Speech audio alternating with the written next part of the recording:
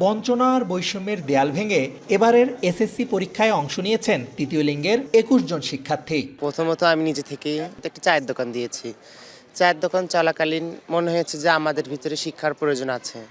সেক্ষেত্রে ওনার কথাতে, ওনার চাহিদাতে আমরা উন্মুক্ত বিশ্ববিদ্যালয়ে ভর্তি হয়েছি সবাই। সরকার যদি সুযোগ সুবিধা দেয় বা আমাদেরকে যদি সরকার একটু এগিয়ে নেয়, আমি বিশ্বাস করি যে আমার মতো বাংলাদেশে যত হিজড়া আছে সবাই পরিবর্তন হবে। আমার বাংলাদেশের মানুষের মনোভাব পরিবর্তন হবে, দেশের কালচার পরিবর্তন হবে। এতে আমার বাংলাদেশ সোনার বাংলাদেশ হবে। শনিবার সকাল ৯টা তথ্য ও যোগাযোগ প্রযুক্তি পরীক্ষা। পায়রাবন্দ বেগম রোকেয়া স্মৃতি বালিকা উচ্চ বিদ্যালয় কেন্দ্রে দেখা মেলে তাদের, যারা একসময় শিক্ষা থেকে ছিলেন যোজন মাইল দূরে।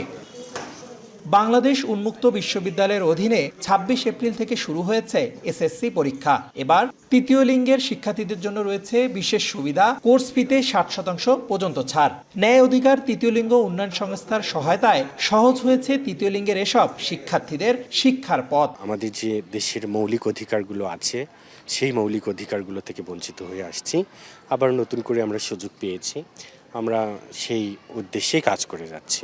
এদের নিয়ে আমার হাজার স্বপ্ন। আমি চাই এরা পড়াশোনা করে কর্মসংস্থানের সাথে সম্পৃক্ত হয়ে সমাজের যে বোঝা ছিল সেখান থেকে বের হয়ে এসে সমাজে সম্পদে রূপান্তরিত হবে। পরীক্ষার্থীরা জানালেন এই পথ সহজ ছিল না। পরিবারের অবহেলা, সমাজের কটূক্তি সবই ছিল নিত্যসঙ্গী। ছোট থেকে তো মা বাবা স্কুলে পাঠায় সন্তানদেরকে, স্কুল যাও, লেখাপড়া শেখো। আসলে এরকম আমাদের কেউ ছিল না। আমরা তো বাবা মা ছাড়া অনেকে অবহেলিত হিসেবে বড় হয়েছি। আমরা যদি লেখাপড়া শিখি, সুশিক্ষায় শিক্ষিত হয়, সমাজের বোঝা না, সমাজের কাজে লাগবো। দেশের মঙ্গলজনক কাজ করতে চাই, নিজের জন্যও ভালো, দেশের জন্যও ভালো, জাতির জন্যও ভালো। তো মূর্খ থাকতে চাই না, শিক্ষিত হতে চাই। শিক্ষাবিদদের মতে অন্তর্ভুক্তিমূলক শিক্ষা নিশ্চিত করা গেলে তৃতীয় লিঙ্গের মানুষও হতে পারে দেশের সম্পদ।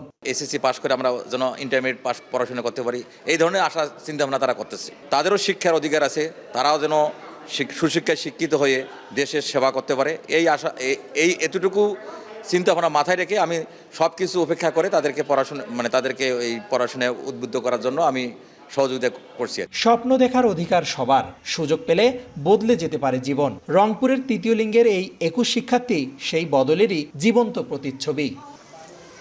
রিদওয়ান হিমেল, সময় সংবাদ, রংপুর।